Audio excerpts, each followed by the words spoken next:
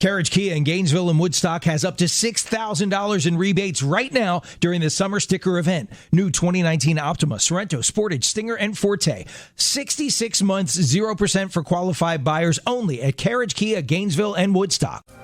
How has COVID-19 affected enrollment at Gwinnett County Schools? And will a favorite autumn attraction open this season despite the pandemic? We'll have all these stories and more coming up on the Wednesday edition of the Gwinnett Daily Post podcast.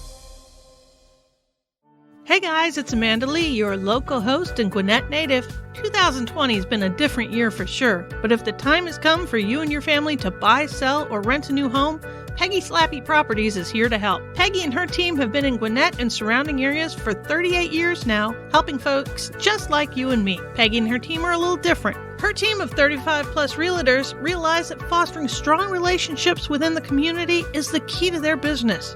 Peggy's team of professionals can work with you regardless of circumstance. Residential homes, new homes, rentals, with listings all over the county.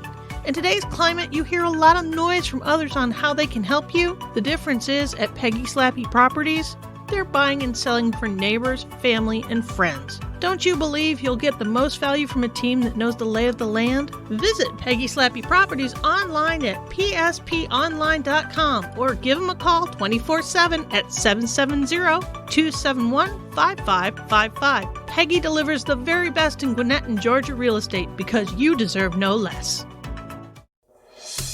It's Wednesday, September 23rd, 2020. Welcome to the Gwinnett Daily Post podcast. I'm your host, Darren Sutherland. And I'm Amanda Lee. The Gwinnett Daily Post podcast is your hyper-local news podcast brought to you every week by the BG Podcast Network and the Gwinnett Daily Post. But before we get to today's headlines, here's a quick look at today in history.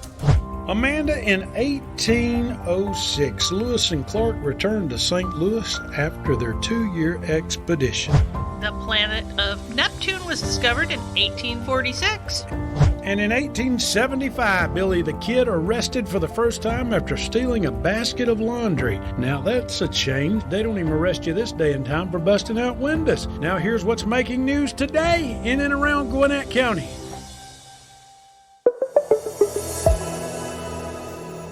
Gwinnett County Public School officials announced on Monday that the district's average SAT score this year was higher than both the state and national average scores. The district average score was 1,097 compared to the national average score of 1,030 and the Georgia average score of 1,043. The highest score a high school student can earn on the SATs is 1,600. Amanda, do you remember what you made on the SAT? I didn't take the SATs. You took the ACT. Took the ACTs. I took the SAT.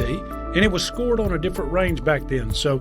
In 2020, 8,166 Gwinnett students took the assessment test, more than 800 less than last year. The district attributes that drop to the impact of the COVID-19 pandemic, which caused test dates to be canceled this past spring. The Gwinnett School of Math, Science, and Technology had the highest average total score in the district, 1,361. And in other school news in and around Gwinnett County, a few weeks ago we mentioned that Gwinnett Public Schools enrollment was lower than projected. A count last week brings the district closer to its prediction for the 2020-21 school year, but there are still almost 4,000 fewer students than expected. The count conducted by the district on Tuesday showed the school system had 177,394 students enrolled in classes for this semester. The district added 6,636 new students since the first enrollment count was conducted after the school year began in mid-August. The hardest hit grade? Kindergarten, where it is down by more than 11%. During his State of the School System speech last week, Superintendent J. Alvin Wilbanks told the Gwinnett Chamber that the pandemic is to blame for the enrollment drop, especially in early grades. Children are not required to be enrolled in school until age 6, so many parents may have decided against school this year due to COVID-19. You might just see a grand jury summons in your mailbox soon. That's because the county is expected to resume convening grand juries within the next few weeks, and they'll need double the number of potential jurors due to the ongoing pandemic. Courts have been operating under a state of judicial emergency since March because of the pandemic, but recently received the okay for grand juries to resume. Logistics are still being worked out, according to Gwinnett District Attorney Danny Porter. Besides getting enough jurors to impanel, another challenge is ensuring that grand jurors can be kept safe during their service. Then the county needs to figure out how to handle witness testimony. Porter said health concerns about whether or not it would be safe to sit on a grand jury is technically not a legal excuse from serving on a grand jury, but he was unsure whether that would be enforced by the county's judges. Now might be a good time to fix any bad driving habits you may have developed. We'll tell you why coming up on the Gwinnett Daily Post podcast. Engineered Solutions of Georgia. Hey Atlanta, this is Jay and Lewis, owners of Engineered Solutions of Georgia. Lewis, what should a homeowner do if they have a crack in their block wall, corner of their door, window, or concrete foundation? Well, Jay, if it's a diagonal crack, this lets us know that they should be concerned and there could be a serious problem. Then they should call our office at 678-ESOG now and set up an appointment to have one of our qualified professional technicians come out to their property to take a look at the problem. I'm consumer investigator Dale Cardwell. I've done the research already, so you don't have to. You can trust Engineered Solutions of Georgia. Give Engineered Solutions of Georgia a call at 678-ESOG now. Engineered Solutions of Georgia. We guarantee a stable, dry foundation. Dial 678-ESOG now. If you speed, hold your cell phone, fail to use your seatbelt when driving, don't turn on turn signals, don't have brake lights, or any number of automotive problems or driving inadequacies, don't be surprised to see flashing lights in your rear view mirror in and around Gwinnett County. The Gwinnett County Police Department is cracking down on unsafe driving around the county. Amanda, I must have saw yesterday coming from northeast Georgia through Gwinnett County 20 state troopers on I-85. The police department launched Operation Drive Safe earlier this month and will continue it until mid-October. The operation is a coordinated effort between the Gwinnett County Police Department Uniform Division and its Special Operations Unit to prevent accidents and curb unsafe driving behaviors. It really isn't fall in Gwinnett County without a trip to the Buford Corn Maze, but just like everything else this year, your maze adventure is going to be a little bit different. The entertainment venue is following the CDC guidelines, including temperature checks and masks, and has social distancing measures in place. But that doesn't mean you can't have a great time. In fact, there's more to do than ever before. The 5-acre corn maze is still the biggest attraction, but there's plenty of other fun activities, including 2 popcorn jumping pillows, a farmer's combine slide, and an animal viewing area. There are hair rides, pony rides, a pumpkin patch, and a children's play area called the Kids Corner, featuring a mini maze and playground. The Buford Corn Maze will also offer special events throughout the season, including alpacas and discount days for students, first responders, and veterans. For more information and ticket pricing, be sure to check out Todd Klein's article on the GwinnettDailyPost.com. Amanda, you ever been to a corn maze? Yes, I've been to many corn mazes. They are all full fun, and I've been to Buford before, and it's a great time for friends and families.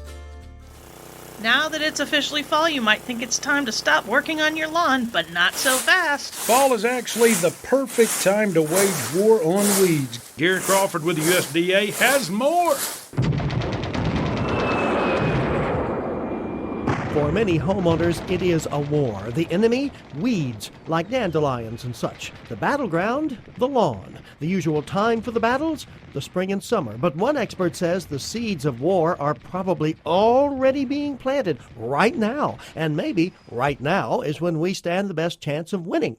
Dennis Patton is an extension lawn and garden expert at Kansas State University, and he says while we are busy putting away the lawnmower and maybe we're fertilizing the lawn, they are already gathering forces for the full attack on our lawns next spring.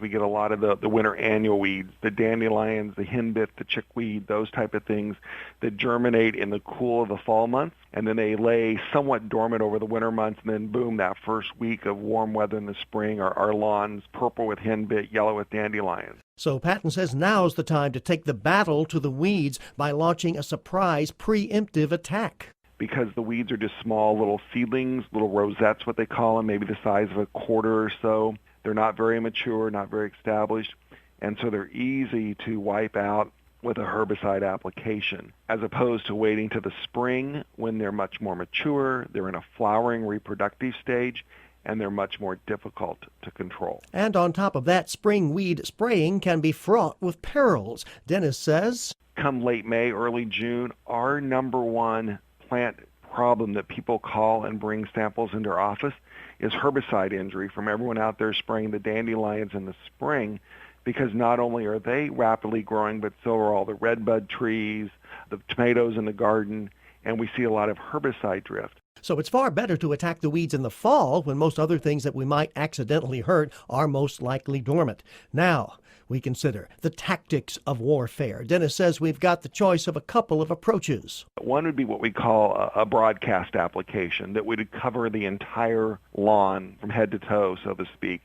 The other is more what I call the spot spraying, where you just randomly walk across the lawn in a pattern and just spot treat the weeds you see. The advantages to that is you use a lot less chemical in the environment, so you're a little bit more environmentally sound doing the spot treatment. On the other hand, you always run the risk of missing that patch of weeds here or there. And, of course, the choice may depend on the size of the battlefield, and also, of course, the more weed pressure you have, the more you may want to go to the broadcast covering everything option. For those of us who have a fairly nice lawn, we don't have a lot of weeds, we may want to go to the spot treatment and then cut back on the amount of herbicide we use. But at any rate, right now, in the fall, is the best time to attack those weeds and get them under control. So, oh yeah, let the battle begin. In Washington, Gary Crawford for the U.S. Department of Agriculture. Thanks, Gary, for that report. And remember, this Friday to join me and Will Hammock, a sports editor of the Gwinnett Daily Post, for Football Fridays in Gwinnett County, where we talk gridiron matchups from Buford to Wesleyan, South Gwinnett to Central Gwinnett, Parkview to Brookwood, Lanier, Archer, and all parts in between. It's the Gwinnett County Football Friday this Friday from your friends at the Gwinnett Daily Post.